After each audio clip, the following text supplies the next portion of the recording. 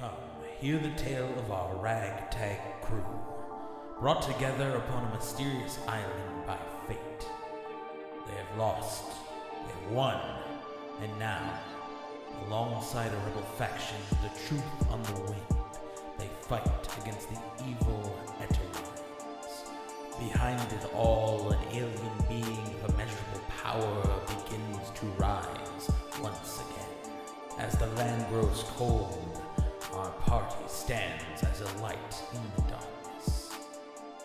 Now, welcome to the Swordcast Adventures. Previously on the Swordcast Adventures. Well, we had solved the puzzles of Yoreg's tomb and opened the entrance to his burial chamber. He laid there in front of us, perfectly preserved, looking as though he were only sleeping. Lying atop the encasing he was in was the item we were searching for, the Dusk Staff. It was beautifully crafted and adorned with a cluster of blue crystals at its end. I must admit, while we searched for it, I had never thought I would be the one deemed to wield it. Yoreg was a very smart man, one of many great accomplishments, and I don't even know how I ended up on these God's Forsaken Isles. I assumed that Elduin would be the one to wield it. He was chosen to see Yoreg's vision, and he too is interested in the practices of the arcane. But still they thought it best for me to carry it, despite my reservations. After paying our respects, we left Yoreg to his rest. We stopped by the inventions room to get the breathing device and were treated to one final surprise when I triggered an alarm picking it up. We made quick work of the constructs and made our exit. We left Caer Rome behind and made our way back to Stormhaven. As our day came to an end, we headed to the local tavern for a drink and began to discuss what to do next. So, you will find yourself here once again in the tavern. As it is a small drinking hole, it's not very busy, and most of the people, though gawking at you here and there for being just something new for them to see, don't really pay you any mind more than that. And as you're sitting around, you have once again closed off Yorg's tomb and find yourself in possession of many magical items and a world in front of you.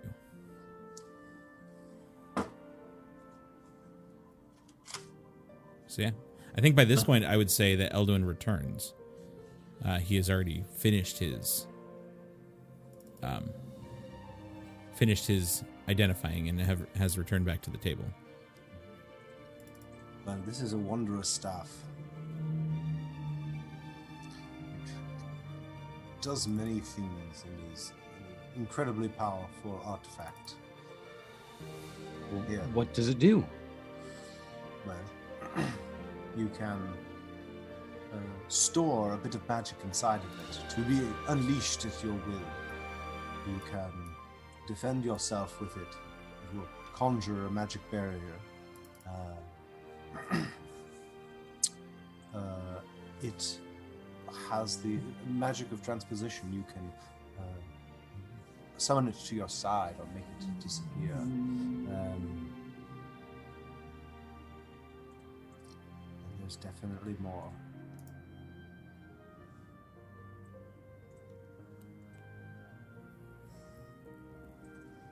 Well, that is good. Another strong tool in our fight. Yes, it sounds like it will come in handy. If anything, from what we know about it, in the worst case scenario, if it ever just doesn't work, you can just fucking hit someone with it and they'll explode and you'll explode. And it just seems like it's pretty convenient. Like, that's a good option. Like a blow everyone up, including yourself, staff. It certainly does seem sturdy. How hard do you think you gotta hit something with it to blow yourself up? Things only you would ask, Grimtuck. No, I mean, we know that that's what it did before. I'm asking the real questions because you can't have Amelia going around just hitting people with a staff that blows itself up if we don't know what makes it blow itself up. Eldwin, did the spell tell you anything about blowing the staff up? Breaking it and then unleashing its power? The tendrils of magic were unclear on that particular matter.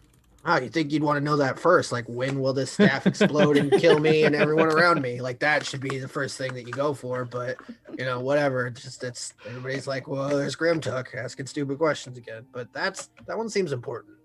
Oh, see, I only learned the summary. I did not learn the legal disclosure. Yeah, I mean, all right, fair enough. I don't understand that shit either. I just agreed to it. You never just agree to it. It's bad shit'll happen. You start signing shit away. Well, I guess we'll find out what it takes to destroy the staff, if that is a thing that is possible. I mean, I know I'll be okay. I'm just more worried about you guys. Yeah, that's true. Very kind of you. And I'm not really, I don't know. Sorry, go ahead. I was going to say, you also do see, like, pieces of this staff look like they've been magically melded together. You see the staff, like, bits of this staff remind you of the one you saw destroyed within the dream, but not all of it. A lot more of it is different materials. It's changed. It's been modified in some way, but it does still have pieces that do remind you of what you saw.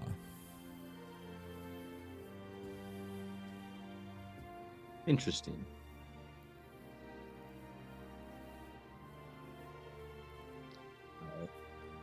Well, what now? Suppose we find another relic. Yes, I think we had discussed going to this verdant catacombs on our way westward. Indeed. Is that where the slaver is? With No. that sword? The fucking pirate sword? Not to my knowledge. That's in Esterden, isn't it? I mean, I feel like we could go to Esterden first and then go to the Verdant Catacombs, because Verdant Catacombs inland, but Esterden's just right on the coast. Do not want to give away our position, though. Isn't Esterden? That is the lair. That is the capital. That's where Arthur resides. We don't want to go there. There's a slaver there, and I kind of want to murder him. Also, but yeah, I see what you're saying. Like, maybe hold off on that, and then, like, amass some power. I do think Better safe than sorry. Indeed. I do not think any of us, save perhaps Rain, could enter there without being found. Yeah. But- Amelia just kind of cocks her head at you. Well, I guess you too. But definitely not Grimtuck. No, I'm not subtle.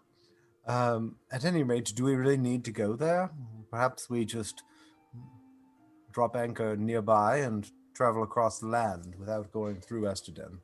I agree. I think between our collective experience as people who venture into the wilds, I think we can find our way. Plus, I remember from the dream a little bit of information about the place. It is said to lie in a wooded area where one river becomes two. I mean, that syncs up with what's on the map. That's true. All right. Are they flooded catacombs or are they dry? Do you remember? Wraith never ventured there. It was just a place he knew about, a place of historical significance to the elves of these islands. It was a temple destroyed by Father Lemick. Probably because it's in his fucking backyard. Yes, well, the elves were here when Lemick arrived this particular time, and his minions destroyed the temple, and it was consumed by the forest in reverence. So I would guess there could be some water there, maybe.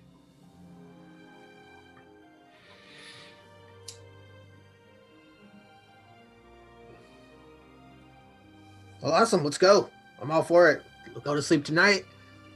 Weigh anchor. Get the fuck out of here. I'm not gonna lie.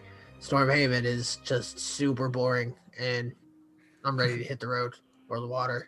I'm ready to get out of ready here. to get out of here. Yeah. Well. At that, you hear a few grumblings from people behind you. Just they don't like do anything to stop you from saying it, but they're definitely like, hear you say that and like boring. Turn around and be like, "Look, you're the guy that grew up here and never left town. I get it. You're proud. I get it. It's fine, but like, it's also not. And maybe go travel a bit. Get some friends that aren't humans or dwarves." I don't have a boat. Just join our crew. I have a job here. Yeah, you can get a job on our boat. You know your way around a boat? You ever sail? No. I leave that to the fishermen. You know how to kill anyone? What? Do you know how to kill? Do you know how to kill someone? No. You know where a sword or an axe? I mean, I've hunted. You ever hunted a man? This is great. This is pretty awesome. No. Because I'm offering you a job. Like, this is helping you culturally. Amelia's facepalm mean. No, I don't think I could do that. My family's here. Could I size him up and see if he is like just not confident of his abilities, or does he look like someone who could not handle himself? I guess roll insight check. All right. No, I do not. It's really hard to tell whether or not it's like an ability based thing or if like he's just. Yeah. I What's mean, this guy look like? This guy looks like he just like your normal peasant type. He's got like base tunic with some pants on, some nice boots, but they look like work boots. He's probably got like a pouch with a few things on his belt, and he looks most likely dwarven stock. And you're just like, I don't think I want to do that. Let me ask you a question, though. And this is a serious question. And I'm not asking to be a dick, and there's not going to be an asshole follow-up on this. How much money do you think you make in a year? I mean, there's not really much to spend money on here. I don't know. Enough to pay for my house and the food that I eat. That's if I even need to pay for it. So what, like 10 gold a year? Probably like 7. I will pay you 25 gold. You leave your family for a year, hit the road with us, and you come back, and that's like a couple years worth of wages. The only thing is, and this is important, you gotta kill someone, at least one person, while we're out. Roll a It has to persuasion. be an enemy. Roll a persuasion check. But now that you said kill someone, it's with disadvantage. Okay, hold on. But that's the wrong one. Persuasion. Or could he be? I don't know. It could be intimidating someone into service. Whoa, I think that would be a question of alignment, sir. Maybe not So his, but I got an 11. an 11. He just kind of like looks at you and just like he kind of stands up. I'll just raise my mug and be like, and I'll nod enthusiastically. He just grabs his drink and just walks over to the bar and pays his tab and like he leaves. He just like I was trying to like brighten that guy's life, like culturally, like get him out in the world. He can see some things, maybe get another wife. Like there's a lot out there for a guy like that. You know, he's a stocky guy, but not everybody's interested in a life like that. I mean, it sounds awesome to me, but I guess okay. I mean, It sounds awesome to you. That's what we're doing. Yeah, that's true. That is our job. But I think you had him until the whole "you have to kill a man" thing. you gotta kill a man. If you go with us, like odds have it you gotta get like a kill or be killed situation. I didn't want to just be like, let me pay you 25 gold and then you just come with us and get murdered on day 3. Like you gotta be ready for that. So I don't know. Anyways, I've known many fine compatriots to not be killed immediately, but I see where you're coming from. Hey, look, it's us guys. We're kind of idiots. So.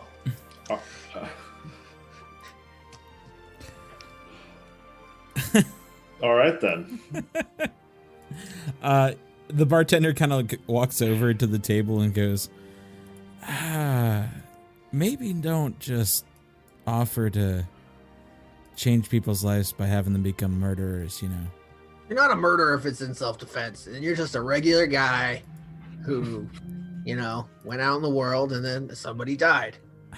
Right, but you made it sort of sound like you needed to like contractually fulfill by murdering someone. So I'm not gonna lie, it definitely didn't sound like he was gonna do it because of self-defense. Did I sell it like I was trying to hire him to murder someone specific? Not specifically. I think you just were like, I'll pay you this gold, but I'm paying you to murder someone. I mean, Oh, no, that's not how. I got to work on my sales pitch. Yeah. I think it definitely... He's just like farm stock. He doesn't know any better. Hell, at least I get a bit of culture with being at a bar. I get to see anybody coming through. You trying to go knife somebody on the road with us? Fine. Again, I think your delivery is a little off, my friend. You just get excited. I'm It sorry. needs a bit of work. Yes. Help me. Maybe you should invite them to break chains around the world. Dude, I'm a fucking shatter chain. That's what we do. That's what I'm saying. You got to work that in. It's called branding, I think. You got to get branded? Do you think we really need that on the ship? Like, I mean, it's fucking badass. I'm into it if you're into it. No, you. I mean, we already have tattoos. Yeah. I think you should get branded. I'm not gonna get branded by myself. That's a dick move. Like nobody wants to be like, hey guys, look at this. We're all in this same gang that I'm the only person with a brand about. I see. Well, I mean, you could build a following, and maybe other people would brand themselves. Like a cult? Or a crew. I don't know. Or an army. You know, I tried that once, but you fuckers all backed down. You didn't want to be the fucking pirate king and then get a whole pirate army. So if I'm gonna get a fucking army, apparently I got to do it by myself. No, Firelit Thicket. They're the army. The Gloom Raiders. Almost said the wrong organization there for a second. The bartender at this point just like steps away. Just like, what? Yes, thank you, sir. And no, we're building it. I think they call it a coalition, and then we'll collect it. Attack as a collective. Like a collective with a king, and it like tells them what to do, right? No, more like a group consensus. Good, because I don't think I could take that giant in a fucking fight. The giant that gave us the dream. Yeah. Like I don't. If anybody's gonna get to be king, I gotta do some more. Don't you have a push-ups or something. special sword especially made for killing giants? Yeah, but I'm not gonna pick a fight with that giant. Like, there's giants you fuck with and giants you don't fuck with. Well, Like, yeah, of course.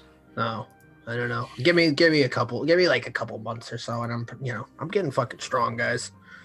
So. Gains every day. All right. Well, fuck. Let's get out of here, guys. I mean, take a nap, hit the sea, go check out these verdant catacombs. Indeed. Do we know about how long the trip will be? It would only be about a day and a half to there, because if you, depending on where you're going to like anchor and dock the ship, or just like anchor out in the water and make it on foot, it varies, but about a day and a half if you're going for the closest point that's easiest to get to. I say Go ahead. I was just going to say we should pull up somewhere secluded, disembark. I think we should just use a bit of traditional hunting and gathering, trail finding sort of techniques and try to find it ourselves. I think so too. I mean, honestly, do we have a way that we could communicate with Damokos for like far away? Is that something we can do? I'm looking to Amelia and maybe Elduin, like in a magic way. We have the sending stones that we bought. Our ship is not inconspicuous, and it used to be one of theirs. So like, we should have them drop us off and then go out to sea, and then we can just get a message to them when we need them to come pick us up. But like, they can't just stay near the shore. Shorelines are trade routes. People stick to shorelines when they're taking goods and stuff, like, you know, to different towns and cities. Yeah, I've got the sending stone. That's probably the best option. Yeah, Yes, I don't have any form of long distance communication. Not long enough for that, anyways. Yeah, I think we need to get one to Damocos and then just be like, all right, drop us off and then go fuck off in the middle of the ocean where nobody's going to look for you. And then we can just hit them up when we need to come back. Yeah, that sounds like a great idea. We'll just give them one stone. We'll have a way to send a message each day. We can check back in. That's smart. Thanks. I have my moments. You do. I'm good at like 3 things. I'm good at like killing stuff and piratey shit and like, you know, like ladies, I guess. That's probably it. But like, you know, like there's 3 things. I think everybody gets 3 things. Elduin's super good at maps and bow stuff. And I don't know, there's a 3rd one in there. You just we gotta, you know, get him to talk about himself more. We'll find it. Indeed, we will find it. Matoli's is good at barmaids and blowing stuff up that he hits. True. Rain kills stuff. What's my third one though? No, like, somehow your hair always looks like that, even though you just wake up in the morning or get out of a fucking fight. It's kind of amazing. I don't know what you're talking about. It's kind of always, the wind is always on it. Yeah. And Amelia can light herself on fire, which is fucking amazing. That's true. And she can look like anyone she wants. And all of her magic gets way scarier the longer we know her. Amelia, your magic's getting fucking scary. You dropped those guys in the fire. That was amazing. I just did what needed to be done. She just seems kind of shy about it. Like, yeah, I get that, but like, it doesn't mean it's not. And I say it's scary and terrifying. Like, that's a term of endearment coming from me. So like, that's a good thing. And half the cool shit Rain does, nobody ever sees anyways, because it's fucking sneaky. You be like that. That's what I do. Well, we ready to turn in then? Are we going to go back to the princess? Yep. I thought we were staying the night here. We hadn't decided. Yeah, let's go back to the princess. I want to like. We may as well. We can at least get our travel started. Mm-hmm. Sounds good. Word. So, as you do, you start to you finish up your drinks. You pay off your tab, and you start heading out. It doesn't take long as you get back to the docks. You find a small dinghy or a small rowboat, and you're able to. How far out is the ship? It's not far. It's probably about.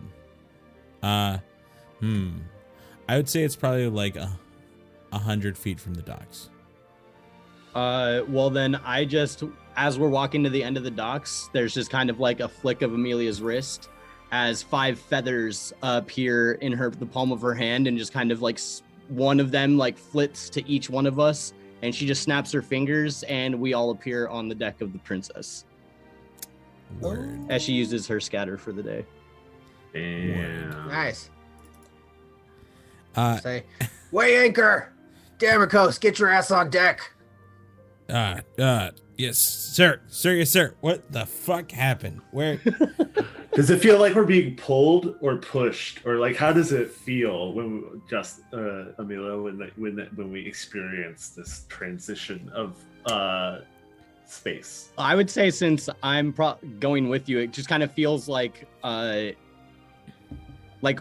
she doesn't even really like warn anybody, so it's just like you're taking a step and your step just feels rushed, and then suddenly we're like on the boat. Okay. Cool. All right, Damikos, we're it's gonna be kind of a dicey situation here, but I think everybody's ready for it. We need to head into Wager and then head like we're going to Esterden, but we're not going to Esterden. You guys are just gonna drop us off, like, maybe about 24 miles along the coast to Esterden. Drop us off. Then what we're gonna do is have you guys take a stone, and the stone, I think, talks to you, and it'll tell you when we need you to come get us. It's called a sending stone. Also, Captain, not to correct you, but my name's not Damikos. Oh, fuck. Did I get your name wrong? Hey, I'm... guys, I wrote it down wrong. I'm Ogden. Ogden. Shit. I had you down as our navigator, not the first mate. I'm sorry. In my notes. Damikos is Callus's Right-hand man. Yeah. I wrote down second mate, or first mate, and then it was actually his and not ours. Sorry, Ogden. God damn it. It's really just what you hoped for as you tried to continually get him from him. That's true. Well, shit. Sorry about that, Ogden. I'm really bad with names. It takes me about a week. No. I was gonna mention it earlier, but you guys just kept going, so I didn't say anything. No, Captain. It's fine. I understand. Feel bad now because that's embarrassing for me and for you. That makes it feel like I undervalue you. It's truly hilarious for the rest of us, though. So thank you. So Thanks. wait, what you saying about a stone? And we're going to Esterden? Why are we going to We're the not capital? going there. We're going like 25 miles, about roughly 25 miles east of Esterden. You're gonna drop us off on the shore, at least near enough to it, and then you're gonna take this sending stone that apparently talks to you, and then the stone will tell you when to come back and get us. Here, yeah. Let's once we got anchor up and sails out, let's sit down with the map and you can show me where you're talking about. Because again, I'm just surprised you're all going to the capital. What are you going to the capital? No, we're not going to the capital. That's the point. We don't want to go to the capital. I didn't think so. I thought we talked about being pretty hands off on the capital. 25 miles roughly east of the capital is not the capital. That's true. Okay. Well, yeah. Let's here. Hey, he says, anchor up, sails down. Everybody, to your places. The captain's on deck.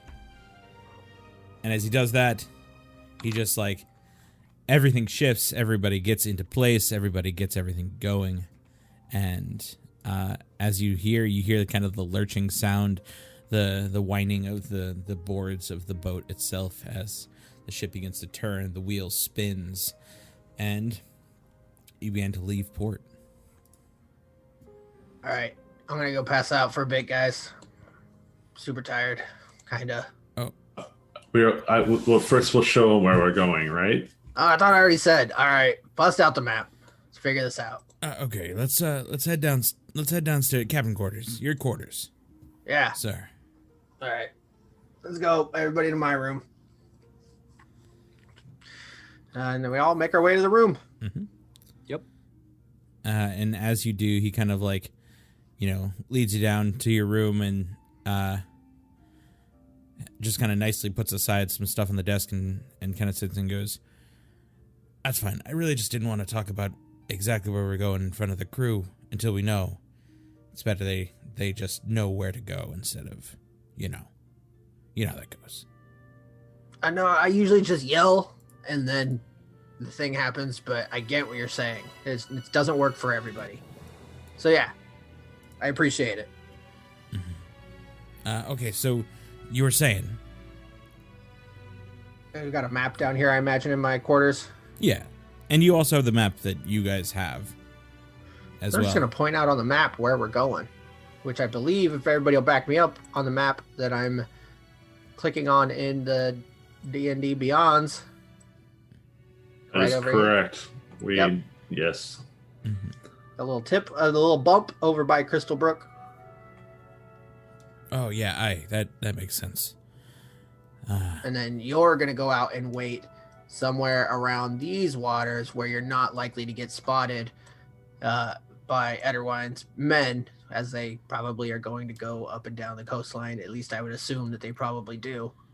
Although there's not a lot going on over here except for Winterwind and Stormhaven, and I haven't seen any of their ships so far outside of Stormhaven. So I don't know. How far do these talking stones work? I don't know. And I believe the distance can be great. Even one could be on a different plane, an entirely different plane of existence, and send a message through these stones. If I am recalling correctly. Once per day. Well, I mean, I could always try to hook around past Stormhaven up to the northern side of the continent and get clear away from Esterden and Winterwind, and then not have to deal with those hellish isles up top. Those small little fingers of isles, those ones. I think it's this one. And he kind of points to it. Goes the Helka Erika. It's toted something similar to the Maiden's Veil, the Widow's Veil. It's dangerous for ships to go up there. They got dragon turtles or what? No, they just have choppy seas and tall rocks sticking out of the ocean. All right. I mean, hey, I trust you on this one. Take the ship where you think it'll be safest. And we'll message you.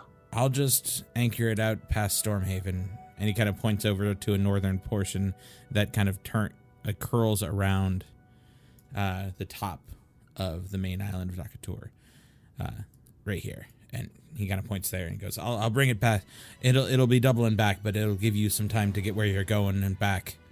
And it just means that you'll have to let us know as soon as possible, so we can get there back to you. Because again, it might take us a day or so, but straight travel across and we can get there. Maybe 2 or 3 by that point. But it's easier to a small gathering of you all keeping your head down. Be easier than a whole ship of crew trying to keep their. Yeah, I mean, I get that. We don't want the crew to like go into town and fuck shit up and make a scene anywhere, or like, it's probably best just to lay low. I get that. All right, that sounds like a plan. We could even check and see if, worst case scenario, if you want to go somewhere a little more civilized, we could go to Stormhaven. Again, I bet they'd keep us for a day or 2. Anyways. But that's fine. I'll let the crew know. You all, it's good to have you back, Captain, and the rest. Aye. Well, thank you much, Ogden. And, yeah, let's weigh anchor and get the fuck out of here. We are already moving, Captain. All right, good. Well, you said that you wanted to come down here because you didn't know where we were going, so we came down here, and then now we're doing the thing. I couldn't tell. My feet, I'm so used to being on the sea that it's just that's how I feel. Don't even notice the ship moving. I get it, 100%. All right, I'm gonna fucking pass out. And Ogden takes the time and kind of, takes down whatever notes he needs and heads on out. And the rest of you, what are you all doing before, or as Grimtuck heads off to sleep? I mean, we're all in my room. I'm just gonna go plop down on the bed. Mm-hmm. Whether people here or not, I'm not necessarily passing out. I'm just like, all right, poof, jump on the bed, kick my boots off. What are we doing? It is evening time, correct? Mm-hmm. I don't know. I thought I might play a little music and. I'm gonna just go and review my notes and maps and read my quarters. Okay. I'll probably go up to the deck and play music for the night crew. Sounds good. Play my lute. Rain, Amelia? I'll go hang out on the deck with Metolius. Okay. And of course, you also all have your own rooms, whoever needs it. Kind of specified the separate ones, so whenever you need to go there, you can. Well, as you all kind of step out, Grimtuck, everyone, Amelia, are you staying in Grimtuck's room? Are you? No, Amelia would find a place up on the deck to kind of sit down, and she would spend some time with this new staff and tune into it. Sounds good. Grimtuck, you're left nice and peacefully alone for a bit of time. Passing right the fuck out. Yep. You can hear a heavy, thunderous, just kind of like roar come from down below, and it just seems to be Grimtuck's heavy snore. Kind of cuts through the ship. Yep. Just like to let everybody know that I'm here. Then, as you all kind of filter out, you find your way to the deck. Until you pull out your lute and start playing. And in case you wanted to do anything, y'all feel free. Otherwise, I would kind of move it to the travel portion of this. Yep. Sleeping montage. Yeah. Yeah. It's just like the deck of the ship moving in fast motion, and you see the sun just like move past. Mm-hmm. Nice. The moon, the sun, and all that. But yeah, you're surprised. The entirety of the travel goes pretty much without a hitch. There's a few times where... Oops. Sorry. No worries. There's a few times that someone up at the Crow's Nest calls out for ships ahead, but seeing them in a far enough distance, you're able to kind of skirt around them and keep away. You do notice that a few of them fly the flag of the Hecatontries, and they seem to be going back past you. But it seems that either they don't notice you or notice you well enough to mayhaps pay no mind to who you are, because you look like you belong. As they continue, so do you. And soon enough, about a day and a half later, you find your way over to Crystalbrook, here, or over to the edge of the continent of Dakator, north of Crystalbrook, here. And at this point, it's early in the afternoon. It's early in the morning. Ogden kind of comes down, meets you all as mess is being breakfast is being served in the mess, and goes, "Hey, Captain, we're out far enough where we could drop anchor and we could row you into shore. You could even keep the boat and keep it on the side and hide it under some brush or something if you need to." Yeah, I think we'll do that. That sounds like a good idea in case we have to make a quick retreat. Just in case. Yeah. All right. Go ahead and get the hell on out of here. Excellent. And he kind of turns around and kind of calls out at that and goes, "Aye. Anchor's down. Wish the captain luck. And we're off once again." As he does, he kind of goes through all of this, goes through the ship, informs everyone.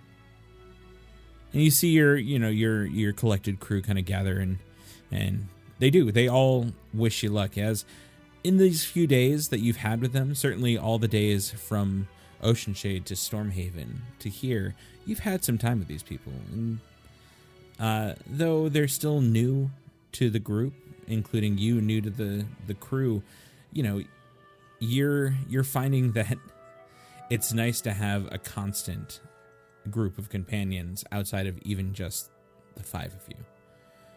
And they all do their job well, and none of them at the moment seem to be a burden, which is nice. The ship is well maintained, and the travel has been peaceful. But as they line up the rowboat on the side, a line of individuals, including Ogden and all of the kind of upper ups outside of U5, stand there, mayhaps not at attention, but certainly in reverence and ready to kind of send you off. And we'll just say, men, we'll be gone for some time. Ogden has the deck and a magic rock. He's gonna tell him when to come pick us up. Go hang out wherever you want. Try not to murder anybody. But if you do, make sure it's Zone of the Hecatontris. And you just hear an uproarious "Hi!" And with that, we'll go and get in the small boat, little dinghy. Okay. Get that shit into the land, inland. Before we depart, I will go see Ogden and just say, if you don't hear from us, feel free to contact us. Keep us updated. It works both ways. Yes, if you take the stone and think about sending a message to the other stone, it will happen. You have only but 25 words. Will do. And Maybe don't hold it unless you're gonna send it, because you might just send something on accident and then it'd be a waste, like for a whole day. Like, I don't want to hear about your shopping list or your hopes and dreams. if you need to contact us, hold the stone and think your message. Word. And Eldwin will get it. Excellent. Will do. You all be safe, and I'll see you when you come back. All right. Get the fuck out of here. Jump over the deck of the ship on a little dinghy, lower it down into the water, and who's rowing us in? Metolius. Yeah, well, it's not Grimtuck because he's got to stand on the front of it with an. Yep. With a Oh, I foot thought up. you were gonna tie a rope to the front and flipper us in. Nah, man, not this time. I'm captain now. That's not captain-like behavior. Oh, I see. I got an image to uphold. All right, I will row this time.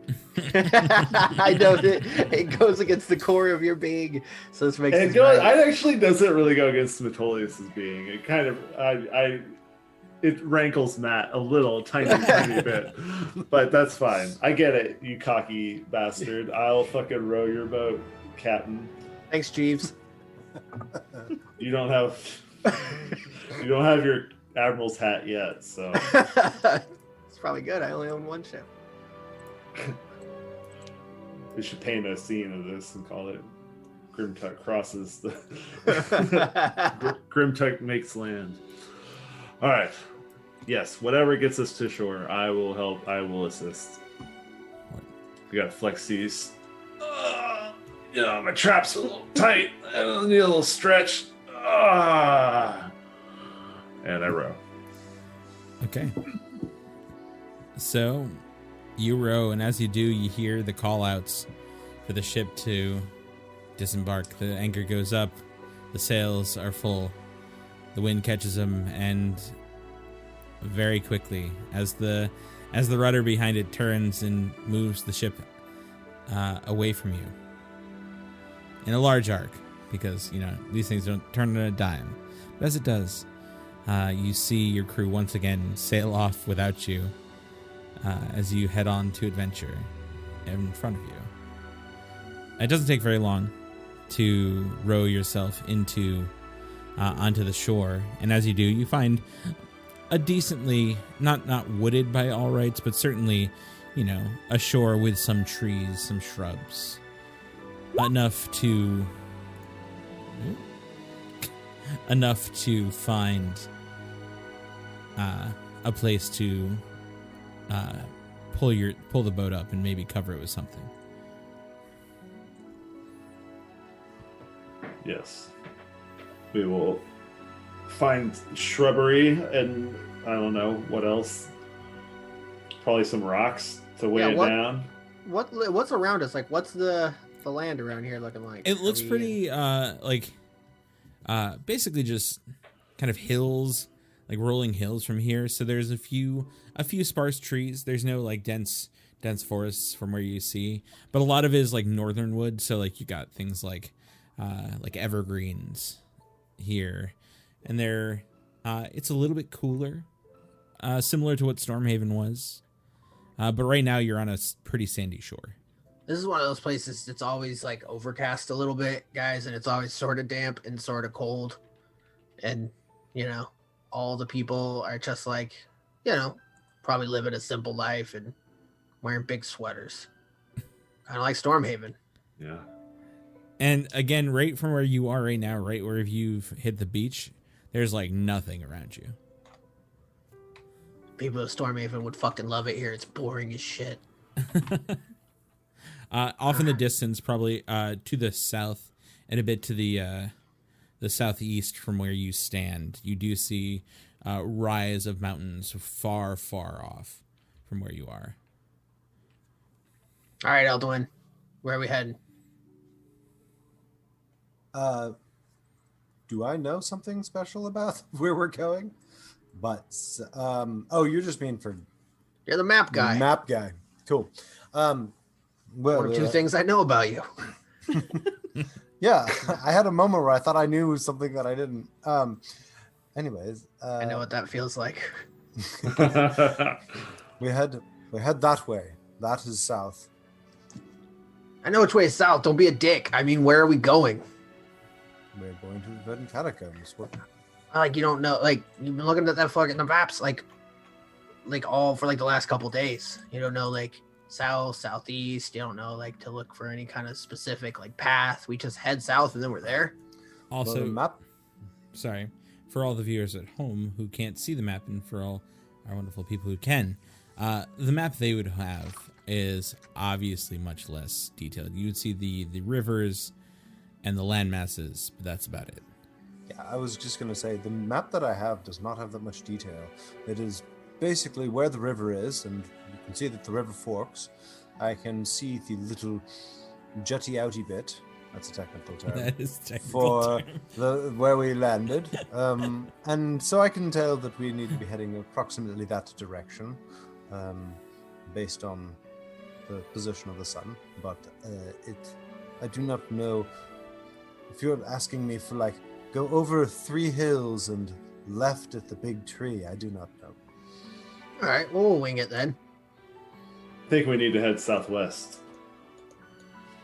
Indeed. Well, then as you all decide which way to go, from the basis of the map and the base amount of knowledge that Wraith had as well from Metolius, I'd like you all, whoever is leading the party, to roll survival checks, either helping each other or doing it separately. I got a decent not survival. I would be doing that, I guess, because... Yeah, see, that's what I'm saying. If you're having Elduin/Metolius or just Elduin do it, then it's probably just going to be Elduin with either advantage or one other person. Yeah, I got a +5, so, and I'm proficient, so I can definitely add, like, give you advantage. Great. I also have a +5. High five. I too have a +5. Oh my god, yeah. Amelia, what do you know about... Double advantage. Yeah. You know what that makes us? We're 5 guys. Oh my god. God damn it. Just roll your fucking advantage roll. Yeah. All right. Amelia, will you help me get our bearings? Oh shit, there we go. I How will about attempt to. Ooh, how about a critical for a 25? I think the fact that both of you have rolled over 20 means that you find you find your heading and you follow it quite well. That's right. Real quick, DM, can we say that Amelia had stored a casting of Cure Wounds into her staff? Absolutely. Thank you. Put some rocks in the boat so it doesn't, get blown away or taken out to sea, and It's on land, bro. we'll pull it far up. I'll try to hide the boat. That's what Yeah. I'm saying. I already hit it. I thought. Roll me a survival check. One more for Yeah. that, Metolius. Ooh, not great. I got a 7. You got the basics. Looks hidden to me. It does look hidden to you. So, as you begin, there ain't nobody around here. it's true. As you begin to head down this way, you start to head towards the southwest, and you move through. This is again grasslands. It's hills, like rolling hills all over. You're up and down and through this area. It becomes a little more grassy, a little more patchy with the like shrubs and things as you continue forward through the day. But at one point, as the five of you move through, you find this very odd occurrence. You come across in the middle of this large field what looks to be you swear it was maybe a paved road, like a cobble road that stretches out towards the southwest. Oh. So towards the southwest. So it's going the direction we want to go. It seems like it. And it just appears out of nowhere. It just kind of as you are all moving, it seems to like not appear out of nowhere. Like it doesn't like pop. Right. But it seems like maybe the wilderness, the land has over time kind of reclaimed it. I see. But the way it's shaped and the way it looks and definitely the direction it's heading, and it goes off well ahead, patchy, but there it seems to, even if it breaks this path, it seems to connect again, maybe like a few hundred feet ahead. But it looks like a cobble road, maybe once was. Interesting. Yeah, let's head this direction. Seems pretty convenient. I'm into it. Plus, who knows? Maybe we'll get to see some action. Like some bandits will come out and be like, "You gotta pay us a toll to be on our road," even though we know it's like a bullshit road. But then they're just like shaking us down, and then we can be like, and then fucking just kill them. You seem awfully eager to kill something these days. I'm just so bored by Stormhaven, and I gotta like get the wiggles out. I think. Is that what we call the urge? Get the urge to kill? wiggles out. Is that what we call it? Get the Yeah, wiggles out. antsy. Yeah. Wow. Antsy. The wiggles. Wow. Yeah. I don't know what it is. I didn't know the wiggle. Yeah, is that orcish for the urge to kill? Yep. Oh, okay. Totally, it's an orcish thing. It's something we do. Yep. All right. Oh, it goes back generations. Yeah, orcs get the wiggles from what I hear. All right. Yep. Yeah, maybe bandits will jump out and try to accost us, and then maybe we won't murder them. Maybe they'll see the error of their ways and flee. One can only hope. All the times we've seen Metolius talk somebody out of trying to kill us. So, as you continue, Just kidding, he kills everyone. I'd like you now to once again roll a survival check, please. I'll give someone advantage. I'm taking it. I got a 18. Okay. The two of you, Metolius and Grimtuk, you kind of follow the road for about 3 miles and use it as a heading to continue forward. And you move farther and farther, and as you do, you start to get a little bit more, not like forest areas, but you get a few more trees here and there. As you break off of this trail and start to head away, as again a few hours go by as it was, and then at the end of those few hours you see something off in the distance. It looks to be like, and this is probably too far away to see detail from where you are, but it looks like a stone archway, broken. A piece is missing from one of the sides, but it is there in the middle of this fielded area. There's a few spotty trees around it, but it's there. Does it look like the last stone archway that we saw? You haven't seen a stone archway yet. Oh, I thought we saw one in Stormhaven for the big stone door. Thought I had an archway above it.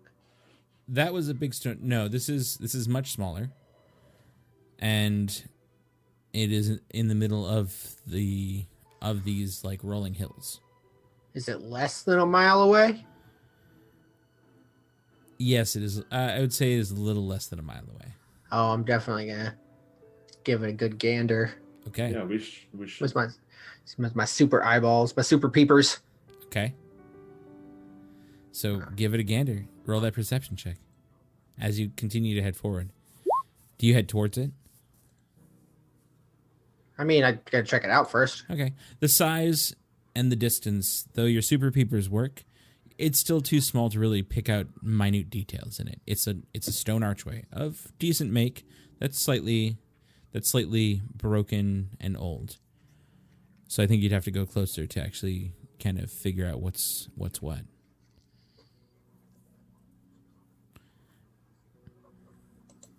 Yeah, let's like to get closer. Okay, Yes. Sounds good. I would like to investigate. But I'm also going to be keeping my eyes out and my ears out. Well, then roll a perception check, please. Love to. You know, for all those sneaky things that might be occurring. Yeah. All You them never sneaky know. things. 9. Word, you don't think there's a sneaky thing around? Not one. Okay. Mm-hmm. As you continue forward, you find this archway again. It's not by all rights. There are like 3 trees that stick out on either side of it, and then this archway that stands probably about 15 feet above you at the top. A small piece is broken out and has fallen to the ground, but it is there's beautiful vine work all the way up. I would say roll me a nature check. Hey. Anyone can who looks upon it.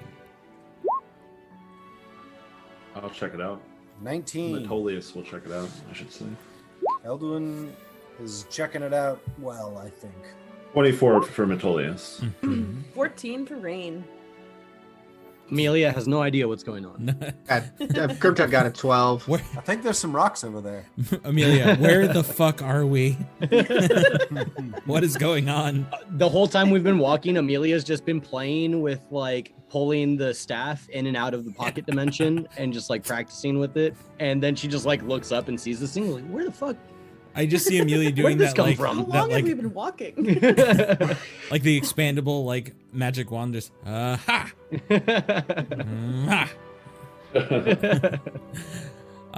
Yeah, so you all kind of peer at it. Metolius and Elduin having your first glances, instantly, I mean, this looks elven in make. It is fine craftsmanship. It is like intricate detail of every leaf and vine still visible on this.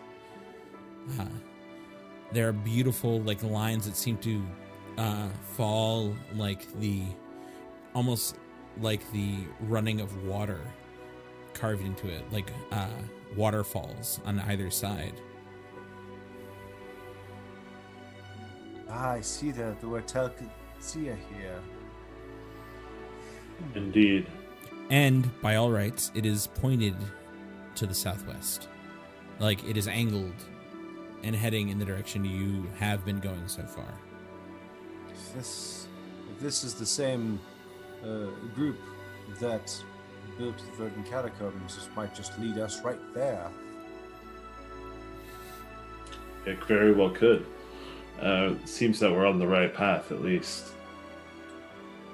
And Metolius will take a moment and close his eyes and sort of like run his hands along the surface of the stonework in appreciation of the beauty of the elven artisans.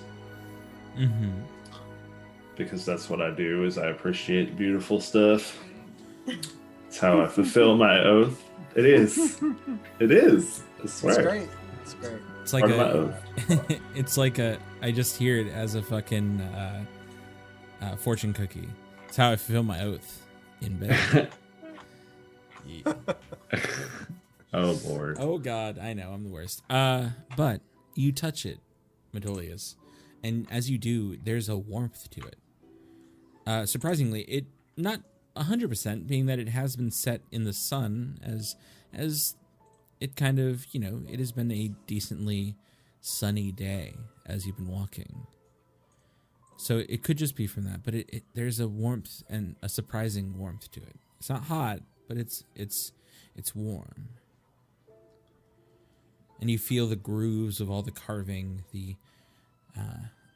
ages that have passed that this has seen, and yet surprisingly like the beautiful designs or the beautiful make of the buildings within Caerdorm. This too holds some amount of resilience.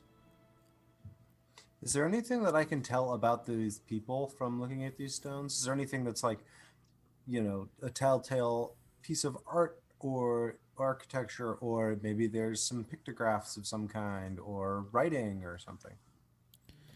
Not from what you see. There doesn't seem to be much in the way of pictographs or writing. Again, the very very intricate vine work, like I keep saying that, but that seems to be like the main focus of this. It seems very inviting. It seems it reminds you of like a wreath or something, of like a gift one would give to visitors. Okay. Metolius would close his eyes and just whisper, "Preserve your own light," to himself. And he would carry on. Okay.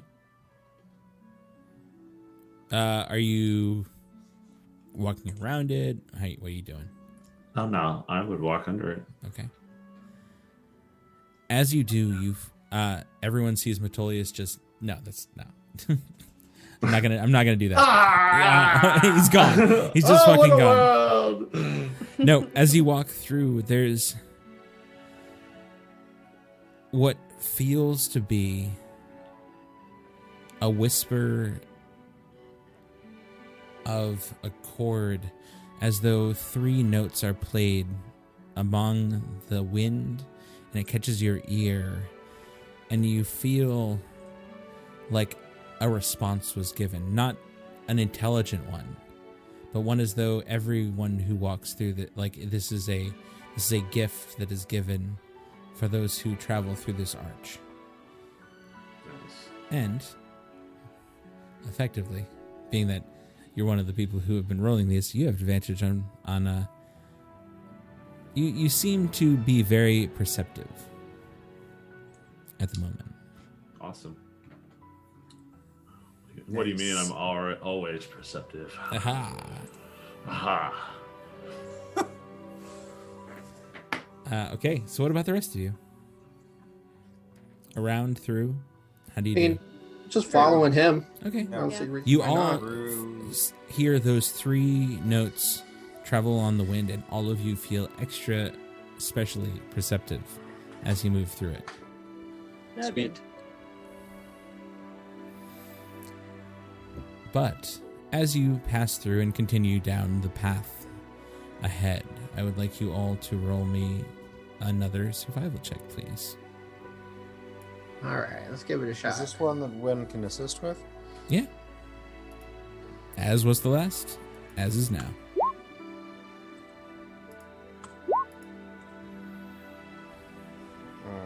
Okay. 19 for Elduin. I got a 14.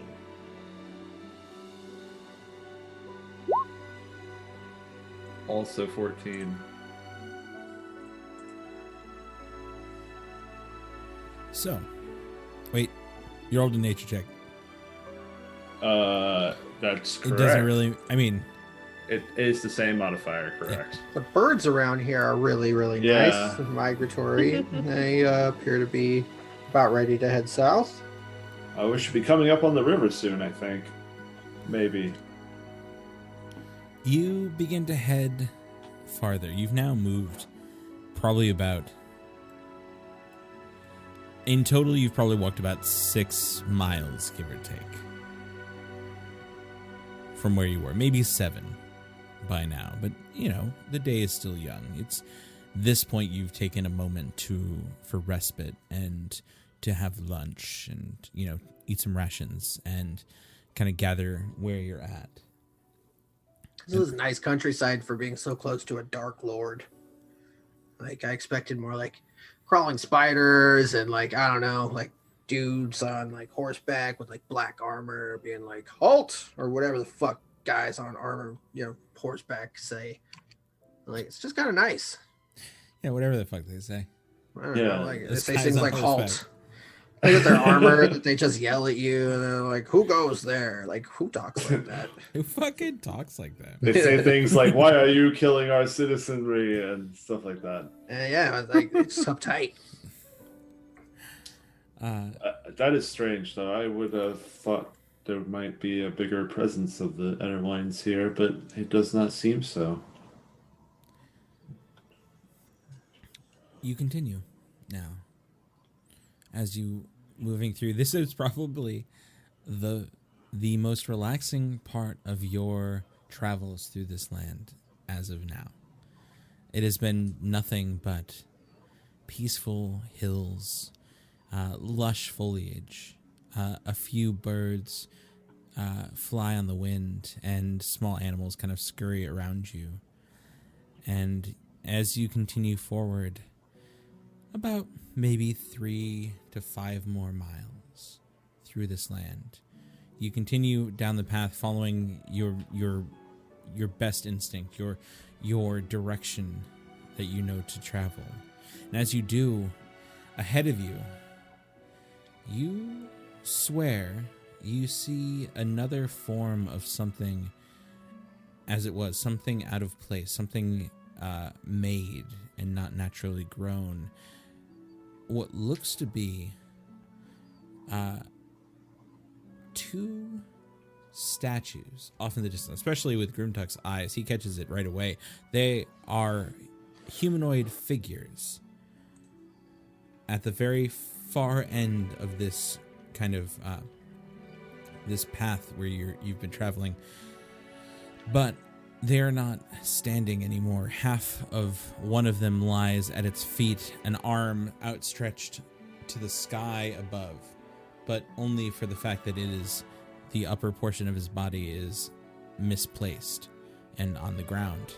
The other armless, but his head tilted back in the same and similar direction that you have been heading so far. Pointed out to the crew. Look at those statues over there. They're all fucked up. Yeah, we should investigate. Maybe there are clues to our destination within. Also, by this point, you've all lost your little Warm fuzzy feelings. those warm fuzzies are no more. Fuck I felt that like shit. I had an idea of what was going on a little bit better than before, but I think I imagined it. You continue forward towards these fallen statues, and as you make to them, their features are instantly visible as elven. Their kind of thin and sharp features are seen amongst what looks to be helmed heads. So many of the actual like face is covered, but the nose, the jaw, the mouth is there, and the clothing is reminiscent, especially to you, Elduin, but not definitively this, like by no means the same as you've seen on both the battlefield or at your home. But these two, again, they look like at one point, if you look at the one missing an arm but not missing not the one offset from his upper or from his lower torso, he looks as though if his arm was there, he'd be holding an arm out, like in a welcoming gesture back behind him. And they're about probably like 30 feet apart and probably close to like 15 to maybe like 18 feet tall. You even see around their bases few very light bits of cobble, as though the road that you had seen all of that long ago may have passed through here as well. So I was literally about to ask if I could see if I could find some of that. I apologize. It's okay. I passively perceive it. You do, absolutely. Yes. Do I recognize any of these faces now that we're up close? Like, are these members of the Elven Pantheon, for example? Roll me a religion check. Will do. 16.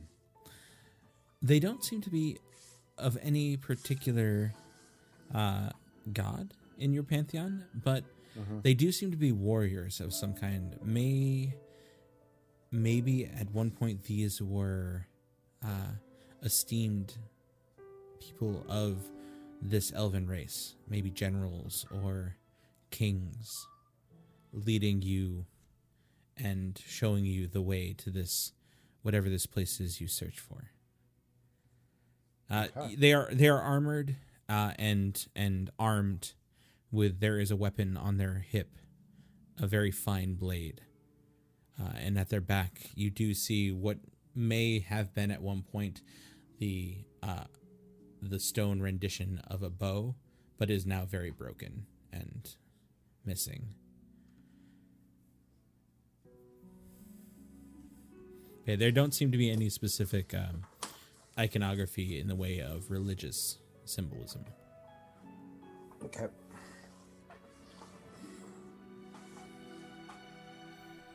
Okay. Amelia just follows the group forward. Indeed. Still doing that, just ha.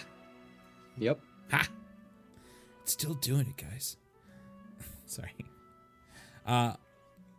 It doesn't take very long from here. A few more miles out, and you hear the sound of just rushing water. And ahead of you, a wide expanse kind of breaks the monotony of these hills. And now in front of you sits what looks to be this large running river. And especially with Grimtuck's eyes again, the far side, a set of trees, decently large. And I would say, Metolius, from Wraith and what you know, this all clicks to be on the right path, or maybe even the destination you're looking for. There also looks to be what seem to be these odd jutting out from the trees themselves. Grimtuck, you're able to see this better than anyone else. They're stone structures, moss covered, and very much more angular than you see any evergreen is. As though marking itself upon the land, spires of stone set within this, within these trees, across a very wide river. Oh, hey guys, there it is. Hey, look, it's that river. We gotta go cross that shit, right? Yes, I don't see how else we would. So how the fuck are we gonna get Elderwood across that thing? He's a shitty swimmer. Hey, I do all right. I mean, I don't know. It's all right, I guess. It's just like, I worry, buddy. Like, you're carrying a lot of stuff. This would be a really undignified death. You just make it all the way here. You just drown or something. Are you sure you're gonna be okay? Can I use prestidigitation to make the inside of his mouth taste awful? Yes. Great. I do it. Ah! Fucker.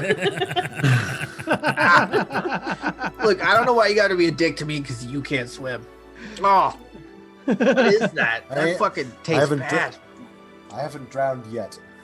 Oh, I feel like I'm drowning in bile. Oh, Well, why don't we look around? Maybe we can find a easy way to cross. tastes like the inside of your mom's mouth. Oh, Wow. that's right. I fucking said it, Elduin. It's the taste of a root native to Evermeet, if you must know. I bet you ate a lot of fucking roots at Evermeet. Fucking asshole. Elduin will also snicker and then head off towards the river. Okay. I can still taste it. Sorry to interrupt your regularly scheduled podcast, but this is Chris the DM here, wanting to let you know of a few awesome things going on right now. Such as the Help Action podcast, run by Dix, Matt, Ethan, and Max, all here to take the help action and give you advantage on your role-playing experience. Check it out at help-action.com or anywhere you can find your podcasts. Are you stumped in finding gifts for your friends who are into tabletop role-playing? Do you find yourself in need of a place to house your hoard of dice? Well, let me tell you, at Necrotic Damage on Etsy, our fair Rain or Jessica makes wonderful dragon-themed dice bags, perfect for holding a hoard worth of dice. Right now, she has a set for both metallic and chromatic dragons, and they are wonderful. Check them out at etsy.com/shop/necroticdamage. Last but not least, have you checked out our DM's Twitch channel? Well, every Monday, Wednesday, and Friday, our DM puts on a wonderful show, starting at 9 a.m. Monday and Wednesday Pacific Standard Time, and 3 p.m. Friday. He does a variety of gaming and art, and we definitely think you should check it out. Check it out at twitch.tv/DrakmoreDigital. And now, without further ado, back to the podcast. Well, you find yourself at the edge of this expansive, rushing river. As you do across the way, those mossy spires kind of stick out of the trees and, beckon to you. Not actually, but Make a wisdom saving throw. but start walking to your deaths, fuckos. Hey, Ray, you want to... Sorry, go ahead. Bottom of the river is covered in bones. Yep. Rain, you want to climb on to do just to hold on to my neck thing? And you get us over? I mean, last time you kind of stood up a bit, but I don't really trust this whole area. Yeah. Seems kind of dangerous. I'm sorry, how wide is the river? It is probably actually, give me a sec. I'll tell you exactly how wide it is.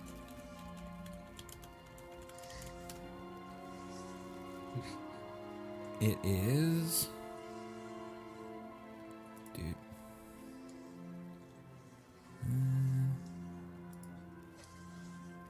Wide. It is wide.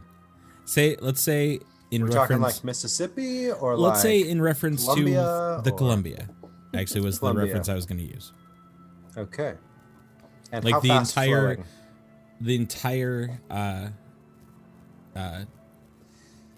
entirety of Colombia itself, like the South American. Nice. Yeah. What? How fast? I see what you did there. Ayo. No, the Columbia River, and it is decently fast moving. It's not like rapids. Obviously, it's pretty flat, and it seems like it's pretty deep.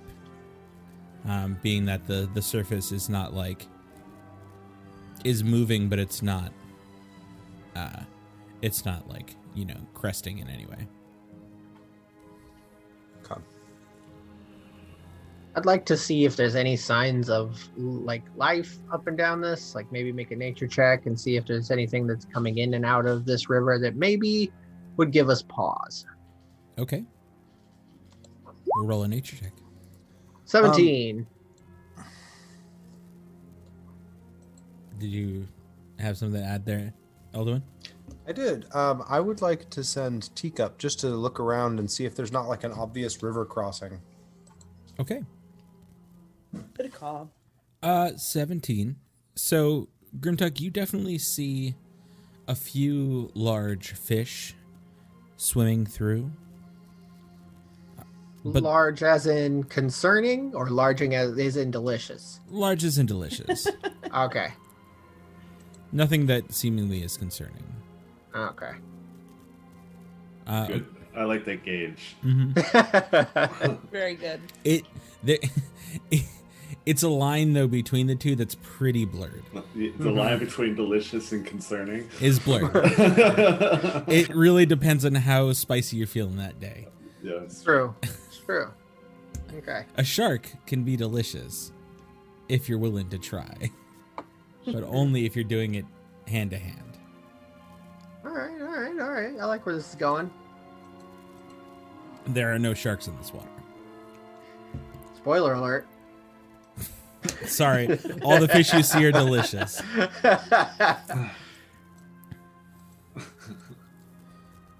Okay, Elduin, you sent a teacup. Are you looking through Teak's eyes? Sure. At first, at least. Okay. I will perceive. I assume that's what you're getting at. Yes. Metolius was also looking around for the same thing. He will invoke his Sentinel Shield to gain a bit of advantage in 23. Ooh, Corvid comes down and eats teak or a goal. I was gonna say I did roll a 7, looking through Teak's eyes, but not seeing anything, I'd probably give a little bit of I'd just like stop looking through his eyes and let him wander a little bit further to go see if he can find it on his own. Okay. Well, then roll for Teak on his own, and I'll let Metolius know what he sees as soon as I know what Teak sees. All right. Teak sees. Teak sees. Excellent. Teak sees things flying at him. Not right now, just in general. He has a +3, and he has advantage on sight because he is an owl.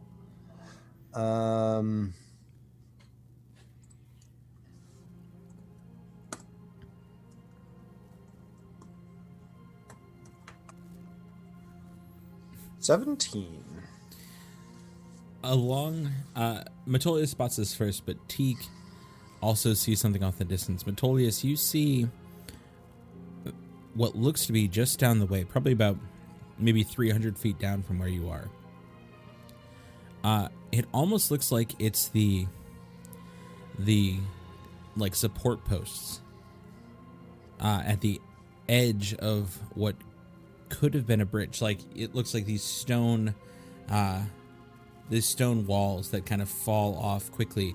They're surrounded by shrubbery, and there's a bit of full like vegetation growing on them, similar to the spires you see. But it looks as though they may flow into the river, as though once there may have been a bridge there. Teak, returning, reports to see that between there seems to be slight rises in the river around that same area, as though the bridge didn't fall too deep into it. That this is like a fallen bridge that once kind of crossed this river. Well, I think we should go that way. Try to cross, maybe step on some stones that are just below the river's surface. I agree. Or maybe we could walk on a partially submerged bridge, and it might be waist deep or something, and we can cross. Precisely. My thoughts. And I have the water walking ring too. Oh. So I can always kind of scout ahead and, with a little less risk. Can you princess carry me across the river? Probably. You were gonna hitch a ride on me anyways, even with I forgot that you had that fucking ring. God, that's a good hustle. All right, I'm not even mad. Or it's a compliment, to be fair, Grimtech. though, DM, so the water walking ring, if I'm trying to cross a river which is moving, is it still like just crossing a floor, or is it like a conveyor belt? Am I only going to move with the water? Ooh, let me that's a double good check. question.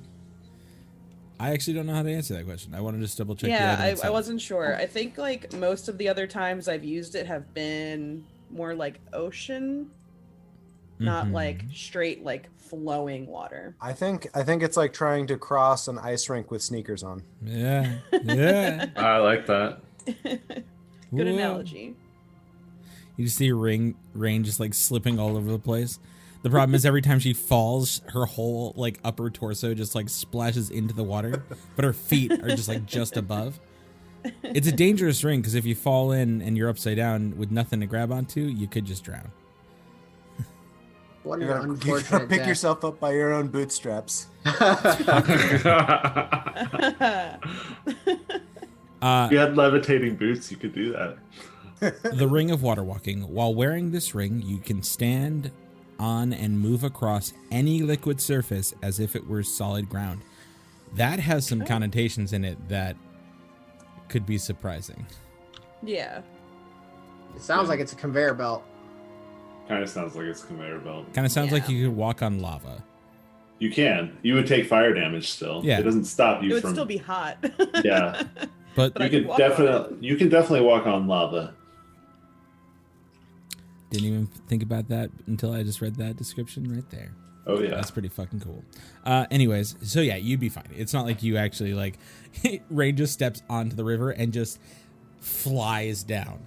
Is like 3 miles down by the time you guys like catch up. No, it's not true. You can walk right across. It's fine. Okay. So you all begin to head towards where Metolius and Teak had seen this river or this bridge. As you make it there again, you see that similar, not exactly the same, but similar patterns to the edges of the stone, though now actually covered in ivy and moss. Unlike the archways that were just carved into them. You can still pick out those specific details. They seem to match. And you look ahead of you, and below the dark moving water, there seems to be not specifically platforms, but places that are much shallower than the rest, as though pieces of the bridge have settled along the way.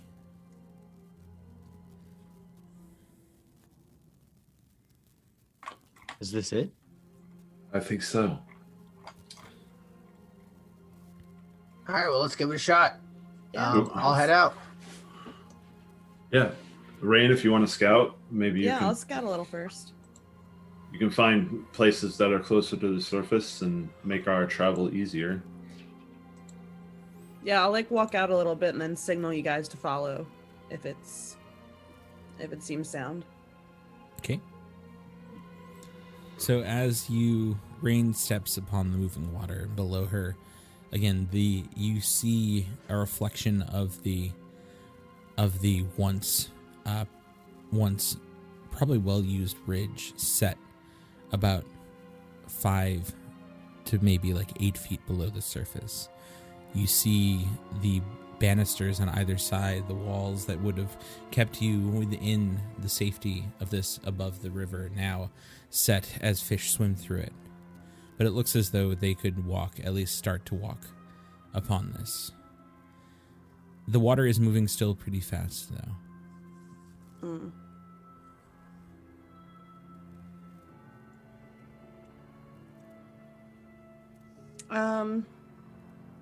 How far out from the shore am I now?